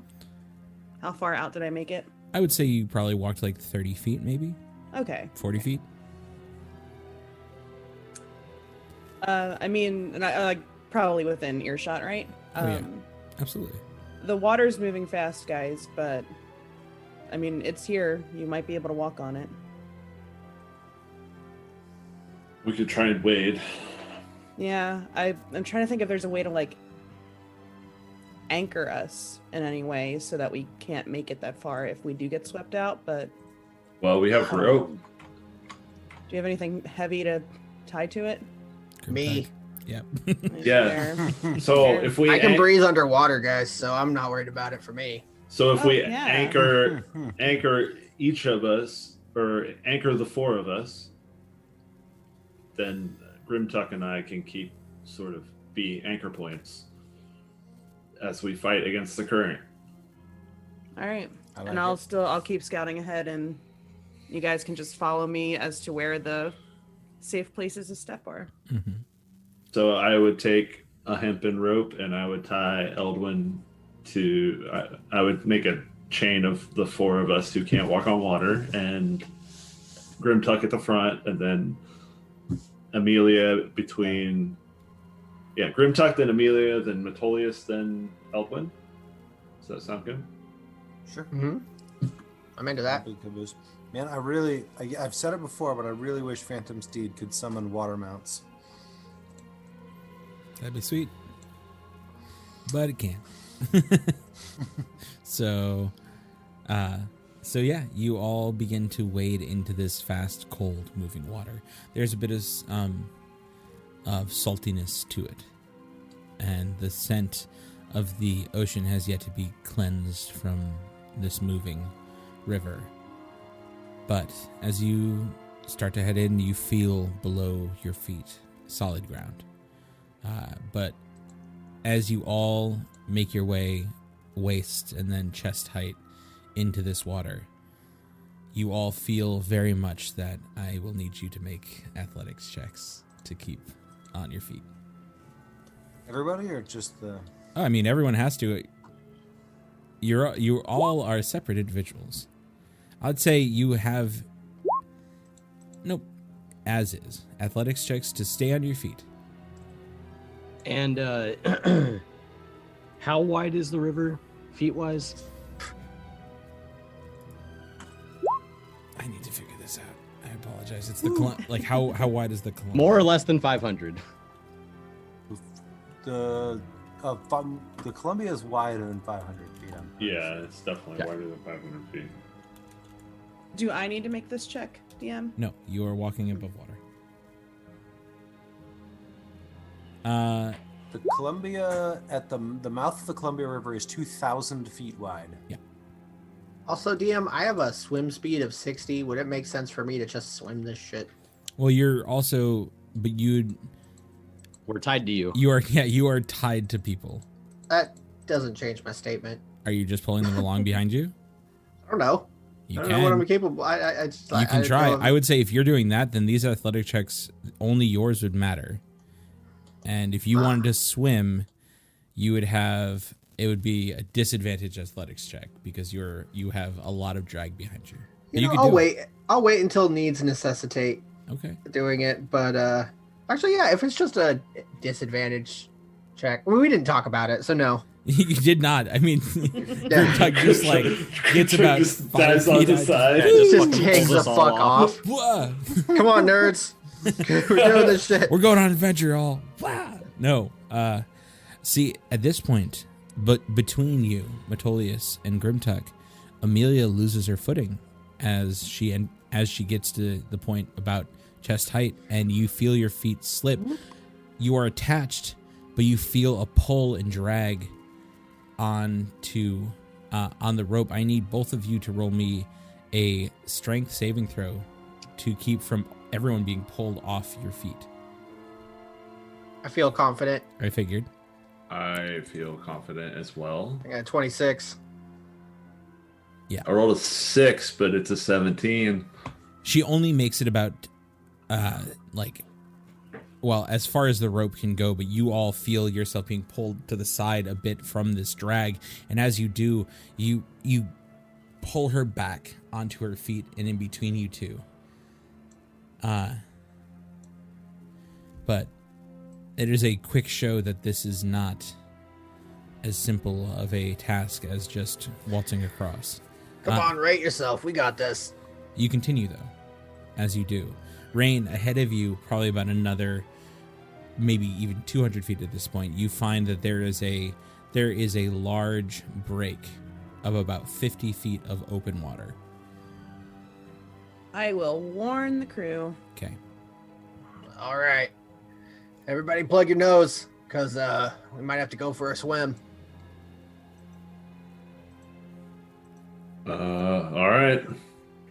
I guess if we don't have a choice. Oh, wait till we get wading through until we get to the spot. gonna let everybody kind of brace themselves before I jump in and do this shit. Are you going to be the one to... Are you explaining anything that you're doing, or are you just doing it? It's gonna be like, all right, guys, I'm gonna go first, and I'll pull you along. Do your best to keep up, or don't. You're coming with anyways. Just hold on for the ride. Wait, what? Yep. All right. Ready. Click. All right. On. I'm gonna start. Woo! I mean, I'll swim as best as I can to help facilitate this. I got a 23. Roll athletics check as well, Metolius. That's what that was. Oh, Metolius. Metolius. Gotcha.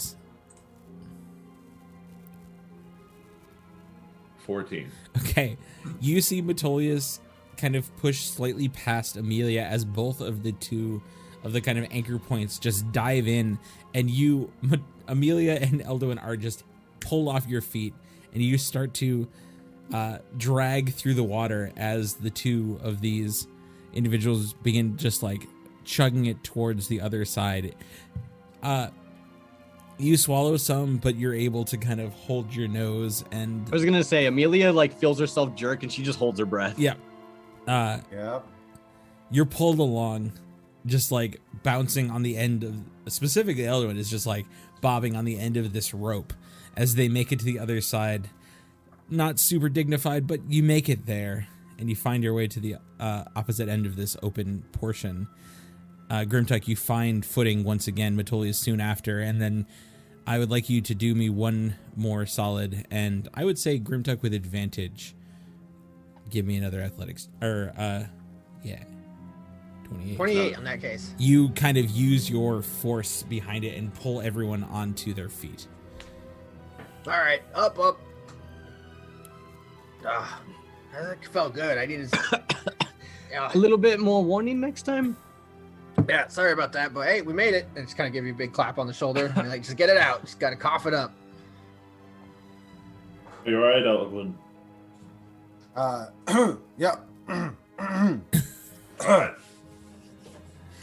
Rain, as you look, the rest of this area seems as though it is still that same kind of sunken bridge work. Not many spaces that aren't just quick leaps across, leaps in quotes at best, but still, you just see that as they continue, they're going to have to just deal with the strength of the river itself. When I was underwater, DM, did I see anything other than just collapsed bridge? Roll me a perception check.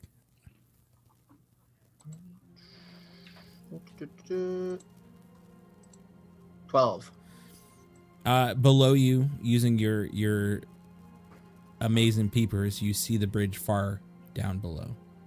The section that you had swum over that had sunken farther.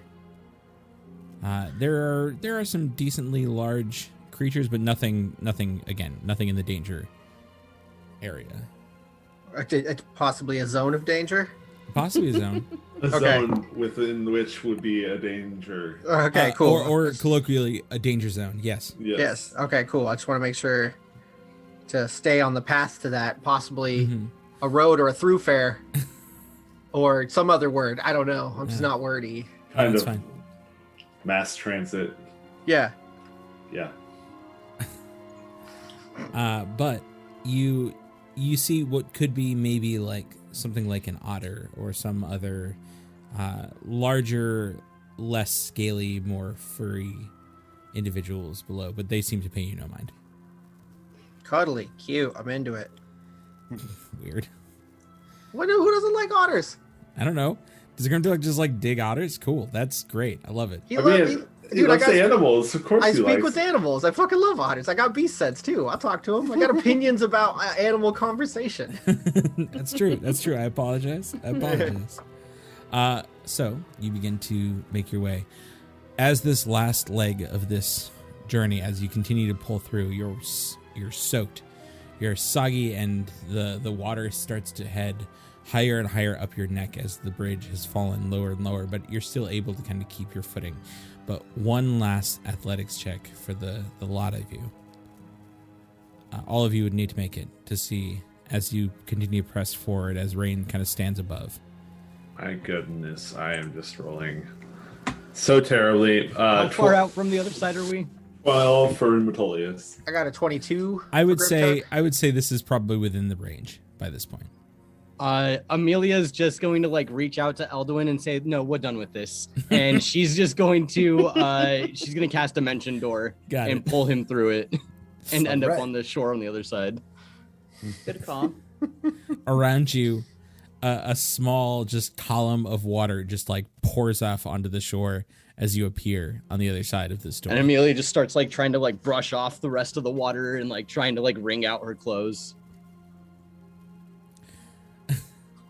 You feel slack on the ropes for a moment without knowing exactly what's going on, and then you see Amelia and Elduin. The otters got him. Oh wait. Oh wait. Well, since I was between the two, I think Amelia would have had to swim back to Elduin, so I just like watch her swim by. Yeah. Anyway. Well, I'd imagine this is like right after we like stand up on the other side, like before we continue. Yeah. It's like we're in range now. We're done with this. And as you make it to the other side, coil up the rope. Yes, you all find your way there. Grimtuck and Metolius, you make your way across. There's a moment, Metolius, that you feel a foot slip, but you're able to catch yourself. And yeah, Grimtuck, you pirouette across the way, never once feeling a foot slip underneath, being that you got a natural fucking 20. Yeah. Oh, I was, to be fair, I only get advantage when I am raging, so I just have been taking the first number. Oh, still, so 22 solid. Yeah. So you didn't pirouette, I apologize. I did not pirouette. But you both made it across. All five of you now stand amid this set of trees. The spires now tower above you. And as you stand here, everyone roll me a perception check. 15. Natural 20 for Amelia. Ooh. 15 for Reen. 23 for Metolius. And 12 for Elduin. Okay. You all swear you feel eyes on you as you're here. Fucking otters. Motherfucker. We're not alone. But no one sees anything. You look around, even you, Amelia, who are just like, on this and looking for anything around, don't see a thing. Are we, how high is the rise? Like, are we at kind of, is it relatively flat now that we've crossed it, or does it rise up high before it continues in? No, it's relatively flat. Okay. And there's lots of trees around? There are trees in front of you. You have yet to enter into them. Mm-hmm. Being someone who's very good at hiding, do I see anywhere around that would be particularly suited for someone to be hiding? Absolutely. That could be watching us? There's a bunch of trees next to you. Okay. Just the dense. trees. There is pretty dense. A small but pretty dense forest. Okay, got it. So you could assume that would probably be, if someone is hiding, that would be where they could. But even, you don't see anything. Rain, Metolius, you don't see anything. Grimtuck or Elduin, you do not see anything either. Okay, I'm going to be keeping an eye out as we continue. Ditto. But you now seem to have a bearing as you see ahead of you these spires sticking out. So you head into the trees. Mm-hmm. This place got creepier. Like first it was like scenic and there are otters and stuff, and now it's just like weird. You start. Yes. I love how the otters become the focus. It's great. You start to head into the trees, and as you move forward through, you continue. Again, not being able to yet see any of the spires or any form of structure from where you stand, but probably about a little under maybe 500 feet into the trees themselves, you come across one that's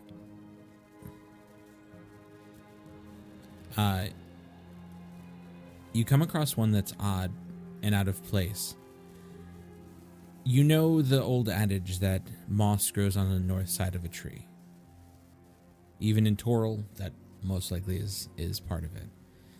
But instead of moss, this tree is slathered with this odd, almost translucent, like this clear, thick liquid. It holds it sits on it and shines in the sunlight. It is only on the north side. And it's not like dripping, but it is there and obviously on top. You said That's it's clear? It is clear. And it's only this tree, like this singular tree. Well, can I search my memory for anything that this sounds like? Sure. Roll me a nature check. I would like to do the same, please. Sure. Absolutely. 12. I'm naturey. You are naturey. Word. Dirty 20. Dirty 20. Elduin, there are many things that leave slimy trails, but nothing that you know of that would live within an area of trees like this. Grimtuck, you as well. This is very out of place. As I know a lot of stuff, and this is fucking weird. No less that feeling is still on your backs. Have we seen any, I don't know, birds or animals or anything? Well, roll me a perception check. I will perceive it.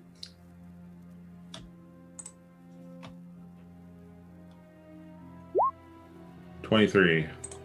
23. The area is not bereft of life. There are birds, small mammals. You guys want me to go back and ask the otters? I mean, if you give me a few moments, I could cast a spell to speak with animals. Yeah, I know the same one. Well, why don't we just ask a creature around here? All right, it'll take me like a little bit. I gotta like meditate, and you guys know that like takes a bit of time for me. Probably like 10 minutes for me. But like, I can do it. Gotta get into the mood. You gotta. Yeah, I gotta like do the thing, and then you guys gotta like not talk, or else it'll fuck me up. But I can do it. All right, maybe we should take a break while we get our bearings. All right, I'm cool with it. You guys want me to do the thing? Yeah. All right, I'm gonna go. Give me like 5 or 10 feet, and then I'm just gonna go over here, and then I gotta like sit on the ground and be like peaceful for a minute. So you guys do your thing. I'll be right back. And I'm gonna go get like 10 or 15 feet and sit on the opposite side of a tree, Okay. cross-legged on the ground. I'm gonna try and feel the flow of nature and listen to the sounds of the river and the soothing melodies, so I can get in the place that I need to ritual cast Speak with Animals. Absolutely. So, as you do, you find your center, and as you resonate with the world around you, you feel the spell complete and sink in. You start to hear chatter around. It's hard to tell exactly what they say, but words and feelings are thrown around now quickly and in very high tones. And around you, you see what looks to be a small pack, I guess. I don't know what a set of squirrels is called. A group of squirrels. I hope they go in a pack. I feel like it'd be a cluster, and I don't know why that is. A clutch? I don't know why. I'm making that up. I want to see if I can talk to those squirrels. One thing that I know that's for certain about squirrels is their opinion of me is based off of whether or not I have food. So I'm gonna bust out some food. A group rations. of squirrels is called a scurry or dray. There we go. The What more up, you Dre? know. What up, All right. Dre? What up, What Dre? about Dre? And yep, I'm gonna say what up to this Dre with some eats. With some eats. And I'm gonna try and get their attention so I can ask them what's going on. Roll me, because you have eats, roll me animal handling with advantage, please. Sweet. Do a 1 and a 2. I'll take it. You kind of hold out your... 19. What are you giving them to eat, by the way? Whatever rations that I have that have meat. Okay. I feel like squirrels will like nuts and meat and things.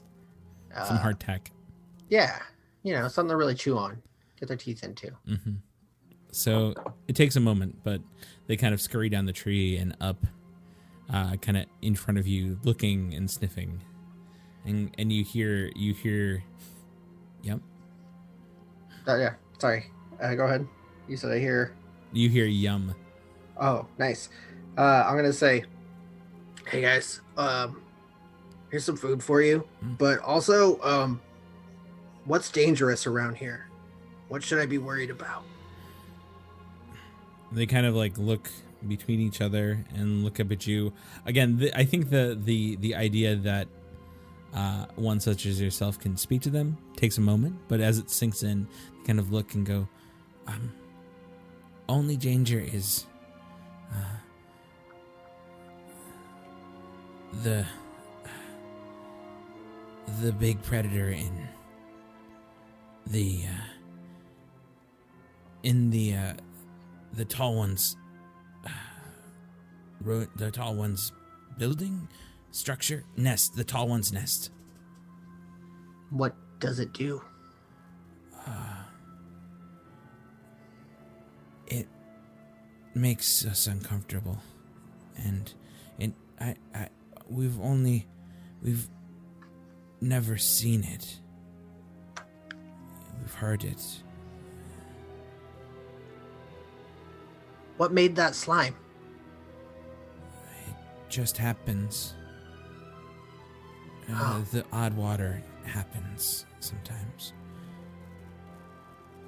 Okay, thank you. Do you want more food? Yes. I will give them more food. Say, thank you, little friends. And I will give one a scritch and be about my way. Okay. I'm just going to come back and be like, well, they said it's only one thing around here, but it's chasm super creeped out. It's where we're going. And the slime, they said it just happens. Like it's nothing caused it. It's just is there. That's strange. Yeah, it's weird. Did they happen to say which direction this thing is? In the tall one's nest, which I think is a word for a building. You feel another one kind of scurry up your leg and up your shoulder, Grimtuck. And, hey, what's up, buddy? Food? Yes. I'm gonna say is that the nest you speak of? I'm gonna point in the direction. It is. And you hear it kind of like stop for a moment, and then as it continues, it goes, it has many young. It keeps Many there. young. Like babies? Not like... Oh, wait, hold up. I want to know what they got. Squirrel...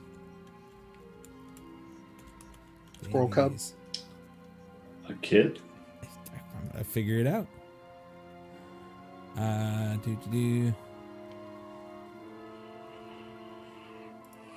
It is kittens. Why is it kittens? Not like are young. It things like you. It things like not like you.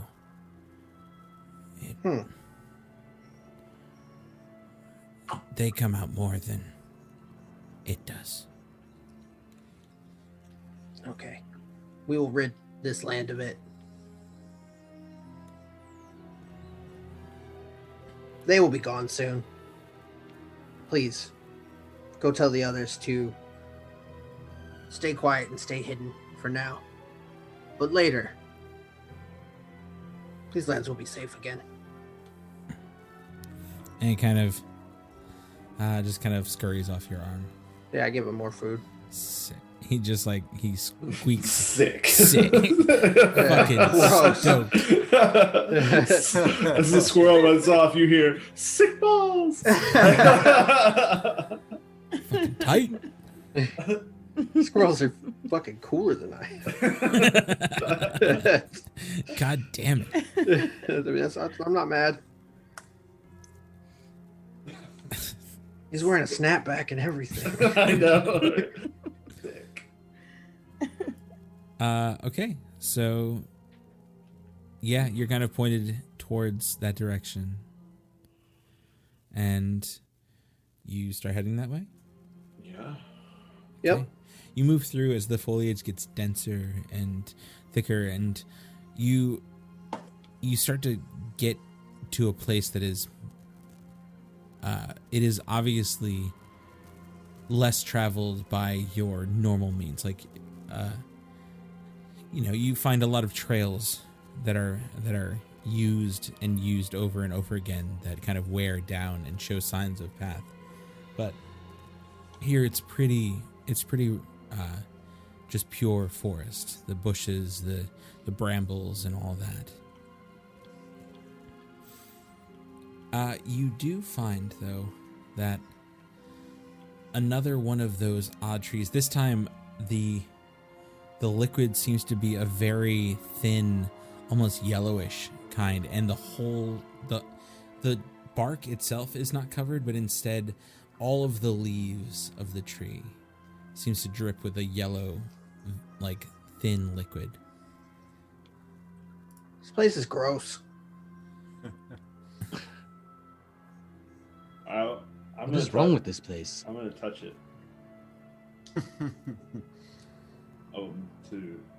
It is cold. It runs over, like you touch it and it kind of breaks the surface tension and runs over your finger and like drips off. Is it viscous? It is not. Ew. All right. A slight kind of almost an oddly neutral scent. Not like one that you would smell from like leaves the forest. Just normal like rot or process of like, the forest reclaiming things.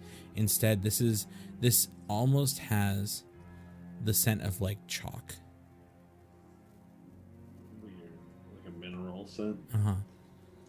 But not like, it doesn't smell like sulfur or something like that. Right. It just has like a super base neutral scent.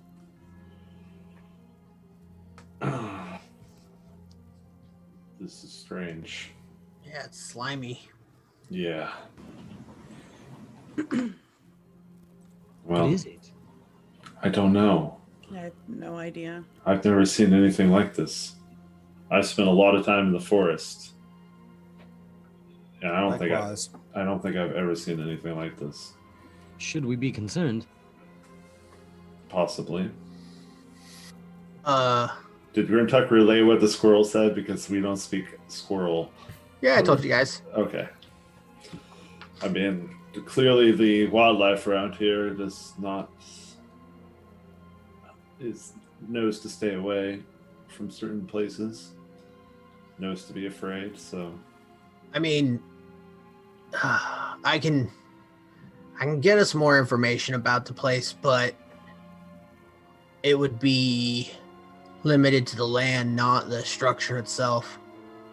So like I could, everything about the land itself I can get more information on, but when it comes to things like buildings, I can't really help too much there. Because I can just ask the bear spirit and he'll tell me. I see. But like caves and like stuff like that, I'm a little bit better. Like I'm okay, I guess. But it doesn't work where like nature stops and buildings happen. I see.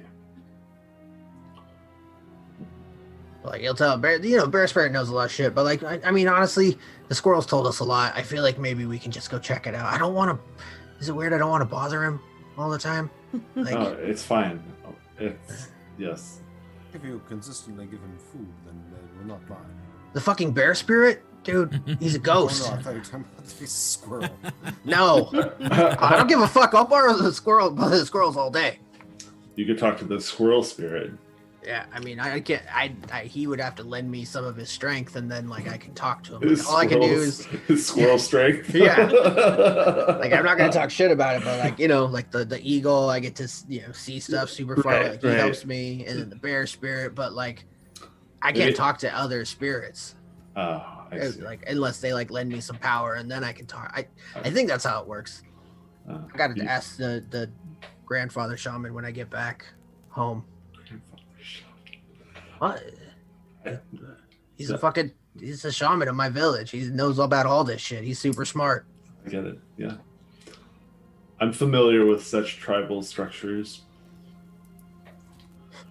But so what He's an old dwarf. He's old as shit. But yeah, no, anyways.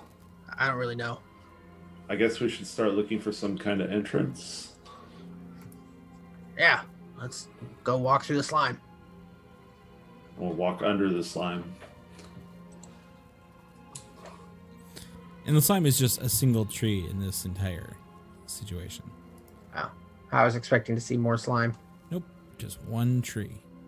But how far is the distance between the two incidences of slime? A couple 100 feet. Okay. You're no more than like, maybe like, from what you can tell from where you started here to where you are now, probably no more than a few 100 feet from like the first of the spires you saw. Okay. Keep moving. Yeah. Yep. As you do, you start heading through and continue. You don't see any more of this odd change of scenery. Instead, you start to pick out pieces of stonework around, and ahead of you, you see what looks at first to be a large trunk of a tree. Actually sits as one of the spires covered in moss that has kind of like worn away over time. And as you get closer and closer, you actually start to hear the soft sound of like the trickle of a stream around. Is there is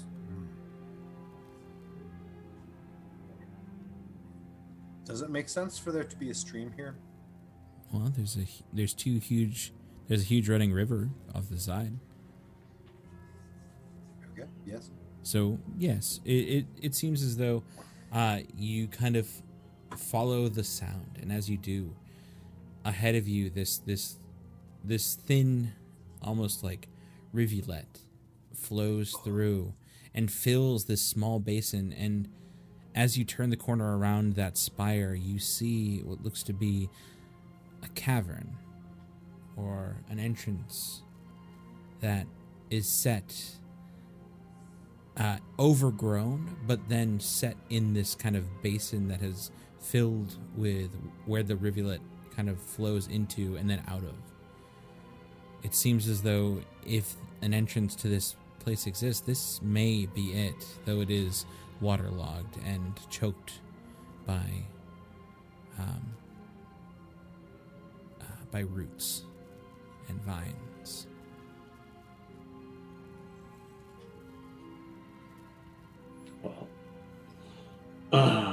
Well then. That looks like something. We going in? We gotta check it out. It could be a dead end, but who knows? All right. You said it's wrapped by a bunch of like vines and shit. It seems like the vines kind of sit across the entranceway on the lower portion, that it almost as though like the vines and roots have grown across the top of the water.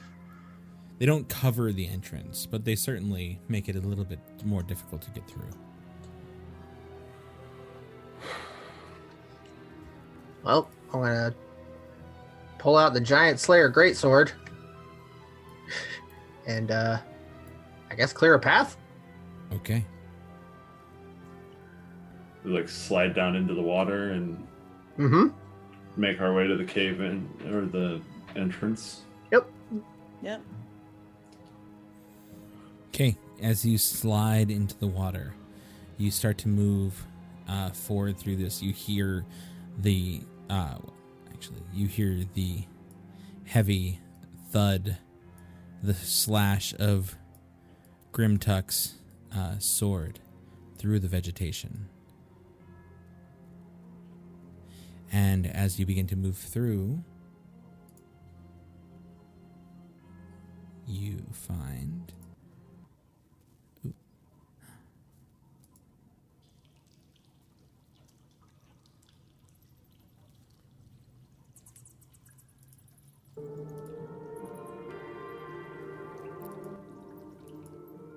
There we go.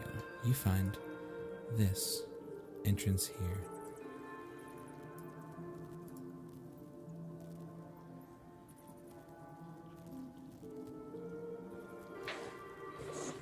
Can you all see? This looks black to me. Oh, there we go. I scroll the other direction. Oh, wait, there we are. Ooh. You move through the water.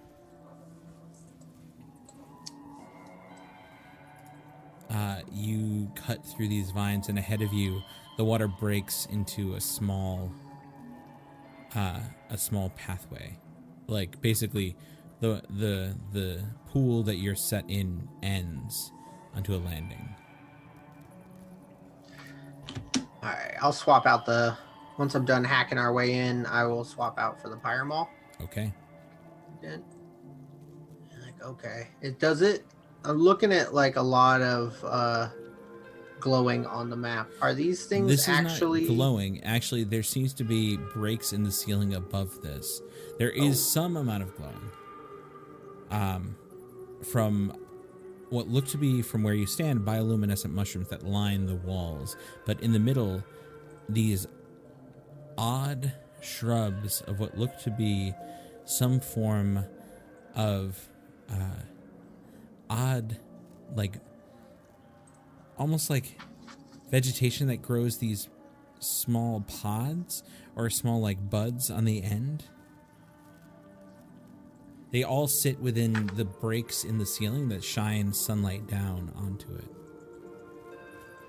They almost look intentionally placed, being that there's clear paths between them.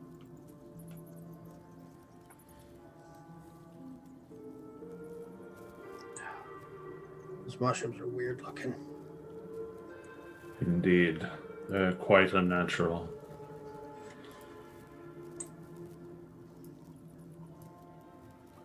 Well, Is this what we're looking for?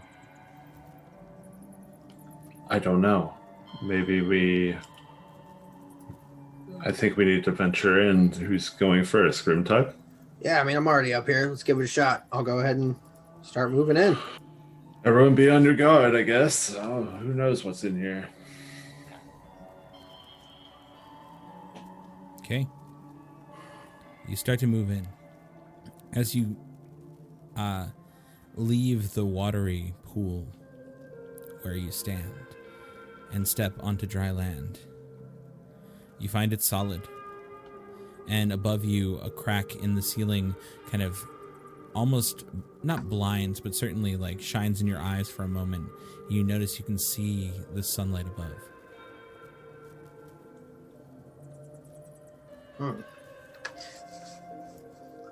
Alright. Let's get our asses in gear then. So Grimtuck, as soon as you step forward, past just leaving the water, and I'm guessing all of you kind of have moved up as well. Say like here, here, and here. By this point, Grimtuck steps forward, and as soon as he does, this terrible, disturbing, shrieking sound starts to emit from the northern side as mushrooms in these lines start to just kind of shake and shimmy shake in their position. These holes on the sides open up and they just begin to emit this terribly high-pitched shriek. Oh, I'm gonna burning hands these mushrooms. Also, here are the mushrooms. Oh wait, not that one. Not that one. Not the real one. Out of the middle of the patches of mushrooms, one after another appear. Son of a bitch! It's fucking loud! Ah!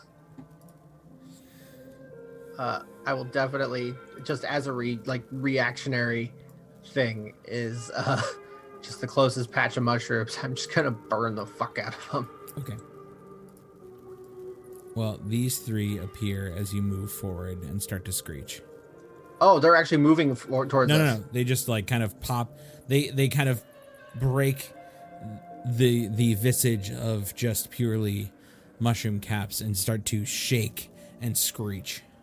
Okay, I'll just horribly the sound of it, and I'm just gonna run up and just if I can catch them in it, I'm gonna just burning hands them. Sure. As you run up, more and more begin to appear. Ah, I'm making it worse. Yes, you are.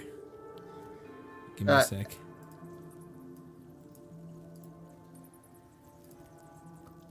Fuck. And they're all doing the same thing. They're not moving. They're just screeching, shrieking even.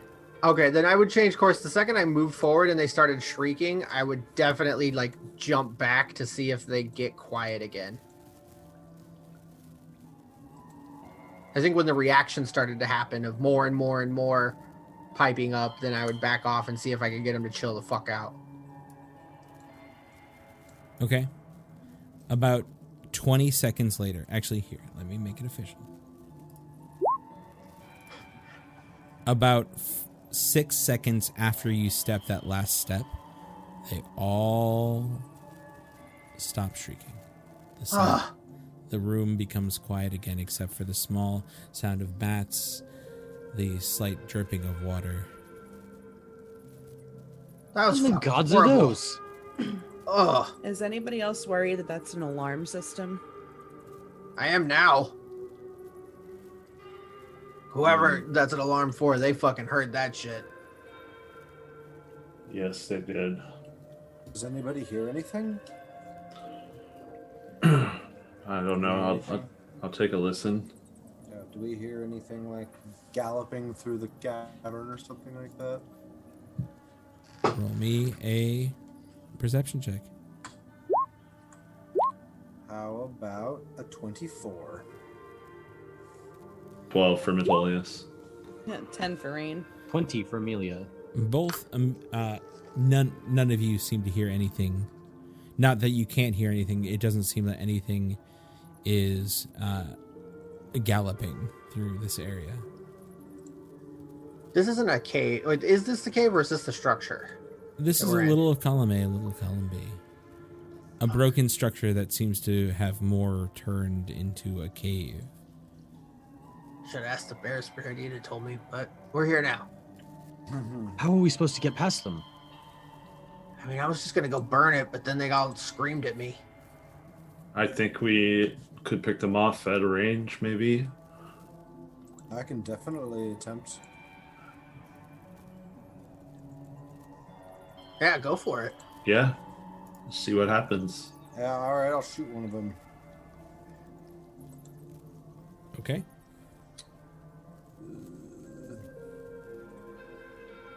I'm just gonna do.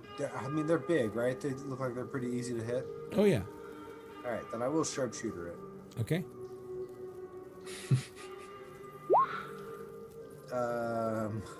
That it would be a 17 to hit. How surprised would you be if I told you that wouldn't hit? It does hit, but God. How the fuck would that Mushroom is missile snaring. Yeah. Oof. Okay, so it hits. Yeah. So that means it is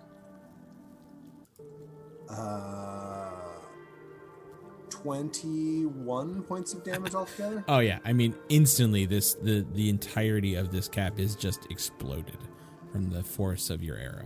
Just gone. All right. I'm gonna say, well, that worked. How many are there in here? Are we talking like hundreds, or are we talking like tens? There are 8 more that had shrieked when Grimtuck had run forward. I will shoot them all. Okay. Do you want me to roll for it? I would like you to roll. I mean, you can take your time and do it. I'm going to say, unless you have something catastrophic happen, you're able to take these out one by one. And again, moving slowly forward, you're able to do it. You can hit all of them from where you are. No, I don't think I'm going to make you roll. But you will have used at least, I will say you may have missed 1, maybe 2. So you have used 2 extra arrows from the amount of, so 10 altogether. 10 arrows from the quiver. Okay. Which take, All right. which seemingly takes out everyone that had started shrieking. You now, Grimtuck, you, as far as you can tell, have a clear path ahead of you. There are 2 paths that are ahead of you. A slightly lit area over on the northeast, and then another vaguely lit, and then one that kind of darkens out on the northwest. I think I see something going on up in the northern part, not the northwestern part. Okay. I'm gonna go check this out. Sure. Slowly, gingerly, so as not to disturb more angry mushrooms. What's going on up in this little alcove area? So in this area, Grimtuck. Metolius will follow. Oh wow, you can't see anything, can you? Yeah, Amelia wouldn't let them get too far ahead by themselves. What do you mean you can't see anything? It looked like you didn't have. I guess I'm hoping you can see more than it seems like you can on my side. Oh, yeah, I got pretty good vision over here. Okay, good. Well, you see a few things. You see what looks to be the makings of a campsite. Small packs, some bedding, a few weapons even, and what looks to be like the remnants of one's campsite. There are also piles of dust here and here. Now, a big thing that really sticks out, not just the piles of dust, not just the ruffled campsite, not just the loose weapons and left rations, along the wall, scrawled and carved in as though the stone was pulverized, the words, "Woe to those who tread upon my domain." Now, I've seen people get fucking, like, Cassandra Etterwine, I think, disintegrated a guy before. Does this look like the same people dust? It does look Is like this people the same dust. kind of people dust? I don't know. There's different kinds of dust, and I'm just wondering if this is people dust. This Okay. definitely looks like people dust. Son of a bitch. And as you read that statement, I think that's where we're going to leave it off for the day. Damn it. I want to go find out what all this people dust shit's about. Hey yo, Chris here again. Thank you so much for listening to our podcast. If you like what you heard, make sure to give a like, a comment, or even share it with a friend. A 5-star review on Apple Podcasts would really help us reach a wider audience. If you like us and like to learn more about us, check out our website at www.swordcast.com. We also have a lot more character information and world information there too. Follow us on our socials at The Swordcast on Instagram, Twitter, and Facebook. And finally, if you like us and like to help support us, check out our Patreon at patreon.com/theswordcast, where for only $5, you can listen to Matt or Metolius run a bunch of us through the Tomb of Annihilation module, which has been one heck of a ride.